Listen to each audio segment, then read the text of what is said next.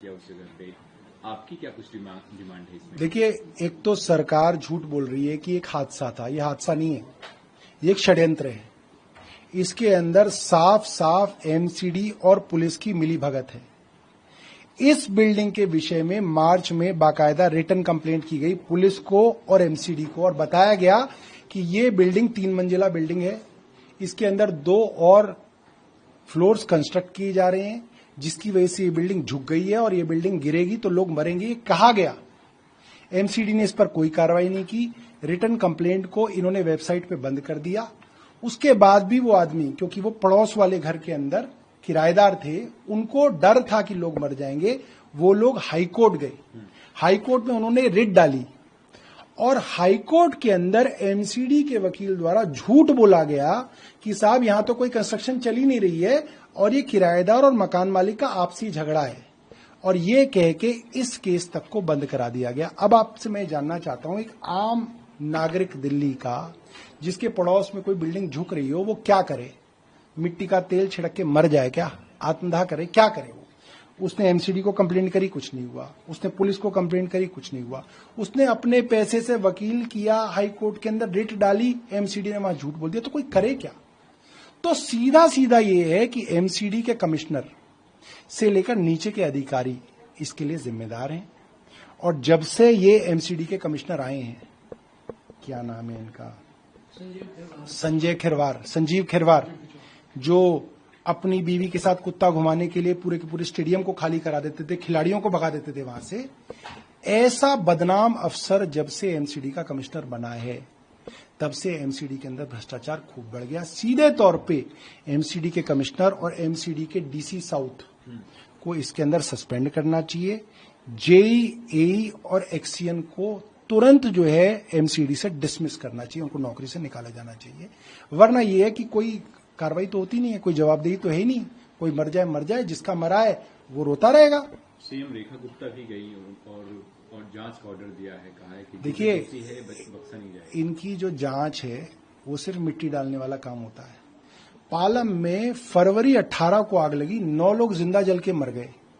इन्होंने जांच के आदेश दिए, सबकी आंखों के सामने था। फायर ब्रिगेड लेट आई, फायर ब्रिगेड की लिफ्ट नहीं खुली, फायर ब्रिगेड वालों ने लोगों को बचाने नहीं दिया। फरवरी से लेकर मई तो आ गया, मई भी खत्म होने वाला है। कब आएगी भाई रिपोर्ट? 5 साल बाद आएगी या 200 साल बाद आएगी? शर्म आनी चाहिए मुख्यमंत्री रेखा गुप्ता को कि रिपोर्ट और जांच के नाम पर वो खुद अपनी जवाबदेही से भागती हैं।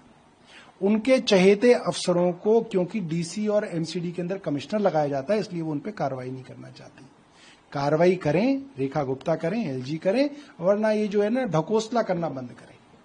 कल अभिषेक बनर्जी के ऊपर अटैक हुआ, आज से तो बंगाल में लगता है अब सांसद जो है वो सुरक्षित। आज से 6 महीने पहले रेखा गुप्ता के ऊपर अटैक हुआ, उन पर तो किसी पार्टी वाले ने भी अटैक नहीं किया था।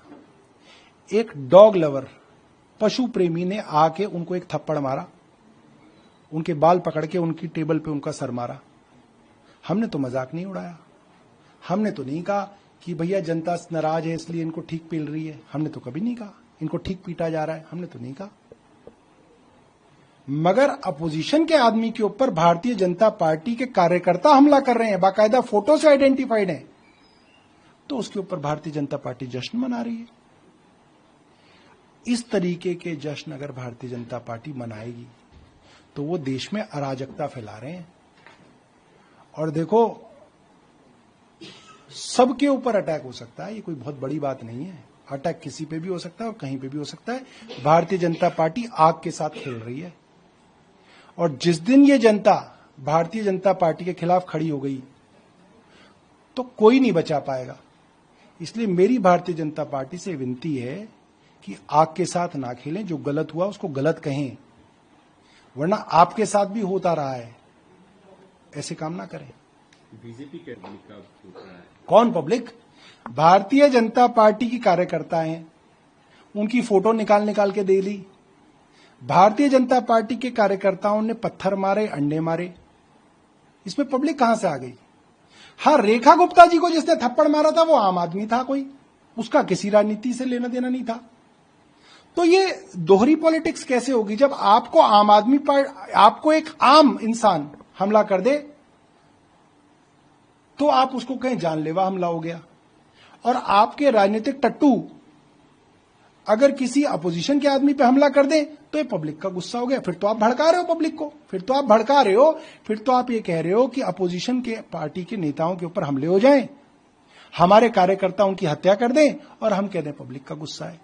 तो भारतीय जनता पार्टी आग से खेल रही है और इसका खामियाजा भारतीय जनता पार्टी को भुगतना पड़ेगा। कल ममता बनर्जी भी काफी परेशान दिखी, उन्होंने गंभीर आरोप लगाया हॉस्पिटल पे जो एडमिनिस्ट्रेशन है कि ये बीजेपी के शह पे ट्रीटमेंट ठीक से नहीं कर। भाई देखिए, कोई भी आदमी, आप अगर एक प्राइवेट अस्पताल में चले जाएं और आप कहें भाई मुझे ठीक महसूस नहीं कर रहा, मुझे एडमिट कर लो, प्राइवेट हॉस्पिटल आपको 5 मिनट में एडमिट करेगा और सारे टेस्ट कर देगा आपके, सारे के सारे जितने होते हैं दुनिया भर में।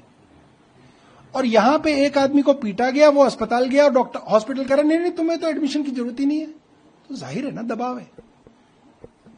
भाई एक डॉक्टर ने उसकी शक्ल देख के अंदाजा लगा लिया तेरे को किसी चीज की जरूरत नहीं है, तू चला जा। क्यों? जाहिर सी बात है, दबाव है। अब भारतीय जनता पार्टी ये कह रही है कि हम अपने गुंडों से अपोजिशन पार्टी के नेताओं को पिटवाएंगे और उनका इलाज भी नहीं होने देंगे। ये तो बहुत घटिया राजनीति है। ये तो वही गॉडसे वाला काम कर रहे हैं। जो गॉडसे की विचारधारा थी, जिसने गांधी को मारा, आज वही विचारधारा मुझे लग रही है कि देश के अंदर उस विचारधारा को आगे बढ़ाया जा रहा है। सर, बकरीद के दिन के आसपास एक हिंदू लड़के को मारा जाता है गाजियाबाद में, जो आरोपी है असद, उसका एनकाउंटर हो जाता है। ऐसा है, बंगाल के अंदर भारतीय जनता पार्टी की सरकार ने कहा 14 साल से नीचे की गाय गायें और 14 साल से ऊपर वो जो है वो सब्जी है, काटो और खा लो। जैसे गोभी होती है, मूली होती है, तोरी होती है, घिया होता है, ऐसे है। ऐसा हो सकता है क्या? ये तो ये हो गया कि आपके 60 साल तक माँ बाप हैं, जब तक कमा रहे हैं तब तक वो माँ बाप हैं, फिर इनको जहर देके मार दो। ये अब किसी काम के नहीं है, ये तो कमा भी नहीं रहे।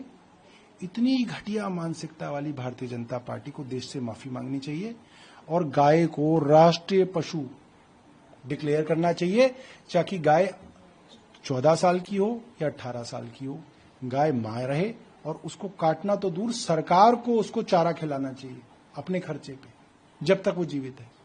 एनकाउंटर पे सर कुछ नहीं बोला हैं? अशद के एनकाउंटर पे? अरे एनकाउंटर तो होते रहते हैं, ये बड़ा मामला है। ठीक है।